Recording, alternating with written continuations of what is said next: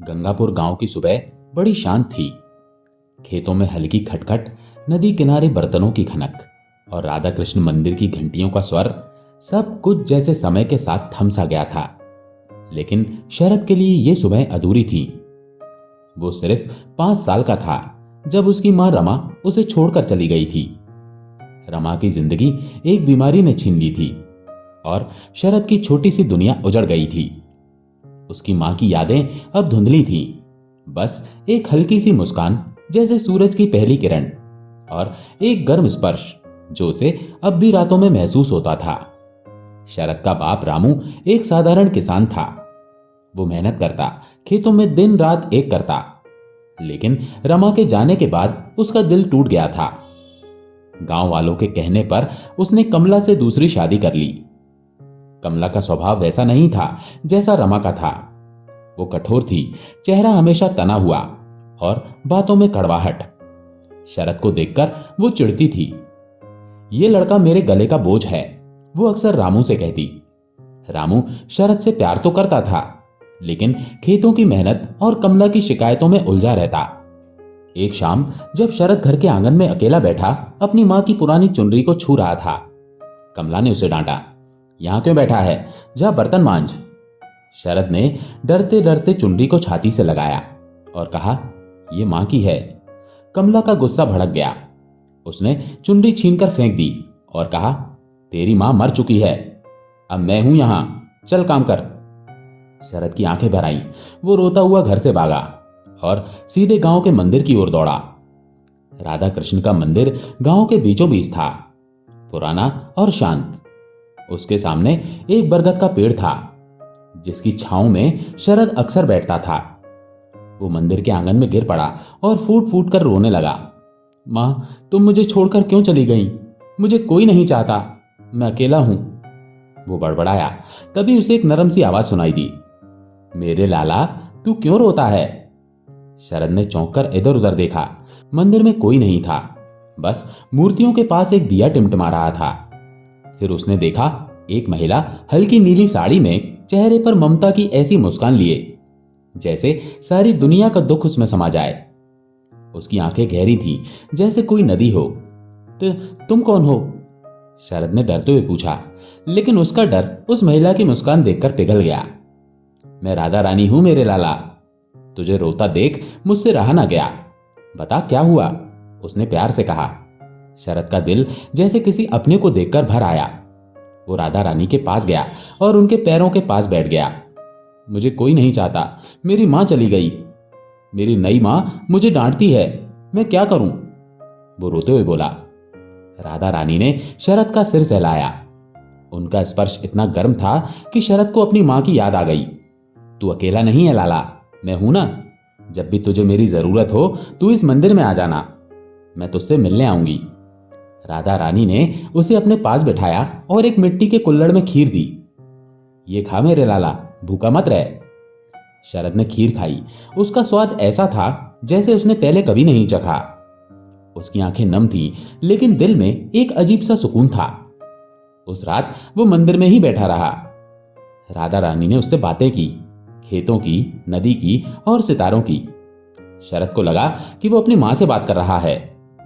जब सुबह पंडित जी ने उसे जगाया तो शरद ने बताया, पंडित जी, राधा रानी आई थी, उन्होंने मुझे खीर खिलाई। पंडित जी ने मुस्कुराकर कहा, बेटा, राधा रानी का आशीर्वाद तुझे मिला है, तू धन्य है। लेकिन जब शरद ने घर आकर कमला को यह बात बताई तो उसने उसे थप्पड़ मार दिया। पागलपन की बातें मत कर, कोई राधा रानी नहीं होती, जा खेत में पानी दे। शरद का दिल टूट गया, लेकिन वो चुपके से मंदिर लौट गया। वहां राधा रानी फिर मिली। उन्होंने उसे गले लगाया और कहा, लाला, दुनिया तुझे न समझे तो भी तू उदास न होना, मैं हूं ना। धीरे धीरे समय बीत रहा था और शरद अब 6 साल का था। गांव के स्कूल में उसका दाखिला हो गया था, लेकिन उसका मन पढ़ाई से ज्यादा मंदिर में लगता था। स्कूल में बच्चे उसका मजाक उड़ाते। शरद पागल है, कहता है राधा रानी उसकी मां है। वे हंसते। शरद चुपचाप सुन लेता। उसे यकीन था कि राधा रानी सचमुच है। वो हर शाम मंदिर जाता और राधा रानी को अपने दिन भर की बातें बताता। राधा रानी, आज स्कूल में मास्टर जी ने मुझे डांटा, मैंने कुछ नहीं किया, फिर भी सब मुझ पर हंसे। मैं क्या करूं? शरद ने एक दिन उदास होकर पूछा। राधा रानी ने उसे अपने पास बिठाया और कहा, लाला, दुनिया में कुछ लोग तुझे समझेंगे, कुछ नहीं, लेकिन तू अपने दिल की सुन। तेरा दिल साफ है और मैं उसे देख सकती हूं। उन्होंने शरद को एक पुरानी चूड़ी दी जो चांदी की थी। ये रख मेरे लाला, जब तुझे मुझसे मिलने का मन हो इसे छू लेना, मैं तुझ तक आ जाऊंगी। शरद ने चूड़ी को अपनी कलाई में पहन लिया। वो चूड़ी उसे अपनी मां की निशानी जैसी लगी। उस रात जब वो घर लौटा, कमला ने चूड़ी देखी और गुस्से से बोली, ये कहां से चुराई? शरद ने डरते हुए कहा, राधा रानी ने दी। कमला ने चूड़ी छीनकर फेंक दी और उसे थप्पड़ मारा। झूठ मत बोल, तुझे सबक सिखाना पड़ेगा। शरद रोता हुआ अपनी मां की पुरानी चुनरी को छाती से लगाकर सो गया। उस रात उसे सपना आया कि राधा रानी उसके पास आई और बोली, लाला, मेरी चूड़ी तेरे दिल में है, कोई उसे छीन नहीं सकता। शरद सुबह उठा तो उसकी आंखें नम थीं, लेकिन उसे लगा कि राधा रानी सचमुच उसके साथ हैं। शरद की एक दोस्त थी, गुड्डी, जो पड़ोस में रहती थी। गुड्डी हमेशा उसके साथ खेलती। एक दिन उसने पूछा, शरद, तू राधा रानी से सचमुच मिलता है? वो कैसी हैं? शरद ने उत्साह से कहा, वो बहुत अच्छी हैं गुड्डी। उनकी बातें सुनकर मुझे लगता है कि मेरी मां मेरे पास है। वो मुझे खाना खिलाती हैं, मेरी बात सुनती हैं। गुड्डी ने कहा, मुझे भी उनसे मिलना है। लेकिन जब वे मंदिर गए, गुड्डी को कुछ नहीं दिखा। वो उदास हो गई, लेकिन शरद ने उसे समझाया, राधा रानी मेरे लिए हैं गुड्डी, शायद वो तुझे किसी और तरह से मिले। शरद अब 8 साल का था। उसका मन अब सवालों से भरा था। वो राधा रानी से पूछता, मेरी मां मुझे छोड़कर क्यों चली गई? क्या मैं बुरा था? राधा रानी ने उसे अपने पास बुलाया और कहा, लाला, तेरी मां तुझसे बहुत प्यार करती थी। वो चली गई, लेकिन उनका प्यार तुझ में है। मैं उसी प्यार को तुझ तक पहुंचाने आई हूं। उन्होंने शरद को एक पुरानी तस्वीर दिखाई, जिसमें एक औरत शरद को गोद में लिए थी। शरद की आंखें भर आईं। ये मेरी मां है? उसने पूछा। हाँ लाला, उनका प्यार तुझ में है, तू कभी अकेला नहीं है, राधा रानी ने कहा। शरद ने तस्वीर को छाती से लगाया और रोने लगा। उसे अपनी मां की हल्की सी याद आई। वो उसे खेतों में ले जाती थी, उसे हंसाती थी। उस रात वो मंदिर में ही बैठा रहा। राधा रानी ने उससे कहा, लाला, तेरा दर्द मेरा दर्द है, लेकिन तुझे हिम्मत रखनी होगी। तू बड़ा होकर बहुत कुछ करेगा। घर में कमला का व्यवहार और सख्त हो गया। वो शरद को खेतों में काम करने को कहती, और अगर वो मंदिर जाता तो उसे डांट पड़ती। एक दिन जब शरद भूखा घर लौटा, कमला ने उसे रोटी देने से मना कर दिया। जो मंदिर में बैठता है उसे वहां से खाना मिलेगा, उसने ताना मारा। शरद भूखा ही मंदिर गया। वहां राधा रानी ने उसे अपने पास बुलाया और एक थाली में रोटी सब्जी दी। खा ले मेरे लाला, मां कभी अपने बच्चे को भूखा नहीं रखती। शरद ने खाना खाया और उसकी आंखों से आंसू टपक रहे थे। राधा रानी, तुम मुझे इतना प्यार क्यों करती हो? उसने पूछा।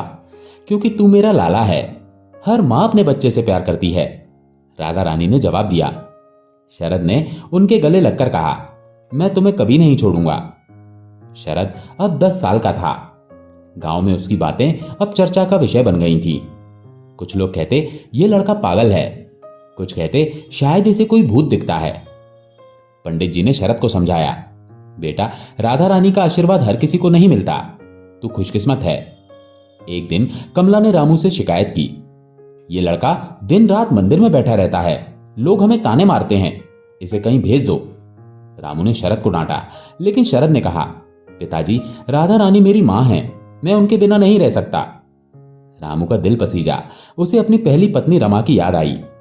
उसने शरद को गले लगाया और कहा, ठीक है बेटा, लेकिन अब तू स्कूल पर ध्यान दे। शरद ने वादा किया, लेकिन उसका मन मंदिर में ही रहता था। वहां राधा रानी उसे कहानियां सुनाती।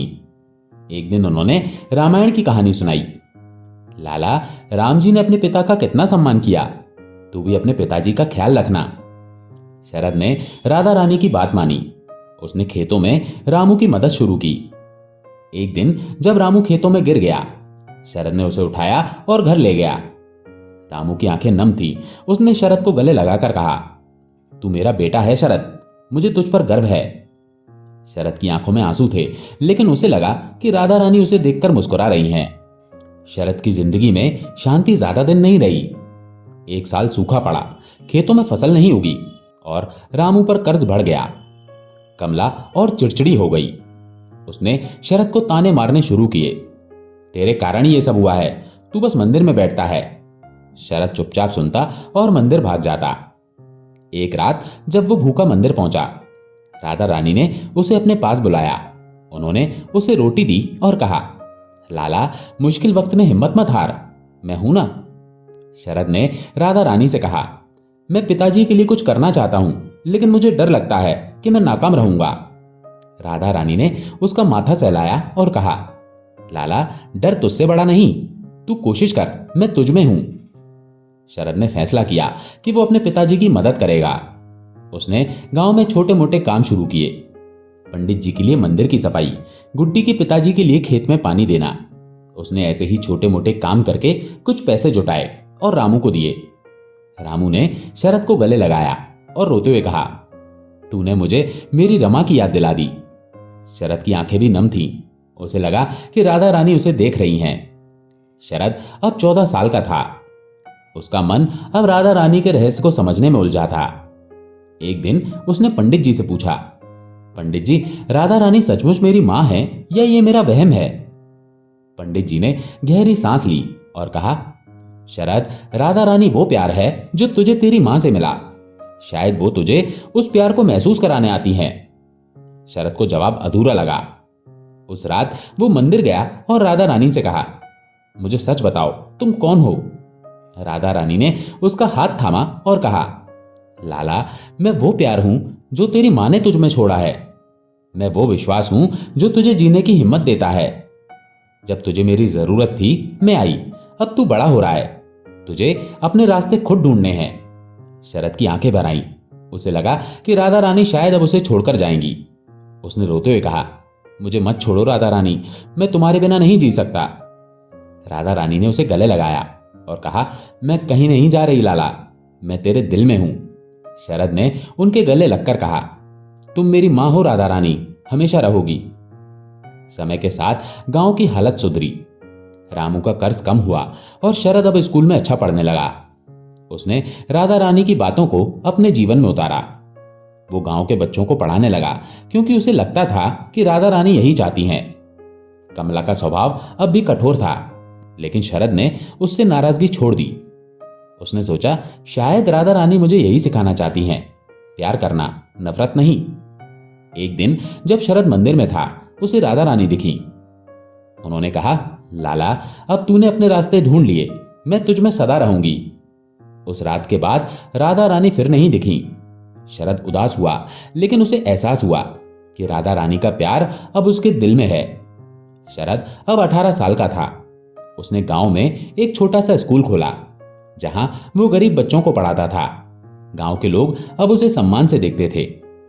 रामू को अपने बेटे पर गर्व था। कमला भी अब शरद से नरमी से पेश आती थी। एक दिन शरद मंदिर गया और राधा कृष्ण की मूर्ति के सामने बैठा। उसने कहा, राधा रानी, तुम मेरी मां थी, मेरी दोस्त थी, मेरी गुरु थी, तुमने मुझे जीना सिखाया। उस रात उसे सपने में राधा रानी दिखी। उन्होंने कहा, लाला, तूने मेरा प्यार दुनिया में बांटा, अब तू कभी अकेला नहीं होगा। शरद की आंखें खुली और वो मुस्कुराया। उसे लगा कि राधा रानी की छांव हमेशा उसके साथ रहेगी। दोस्तों, आशा है ये कहानी आपको पसंद आई होगी। अगर पसंद आई हो तो वीडियो को लाइक करके कमेंट में राधे राधे अवश्य लिखें। चैनल पर अगर पहली बार आए हैं तो चैनल को सब्सक्राइब जरूर करें। धन्यवाद।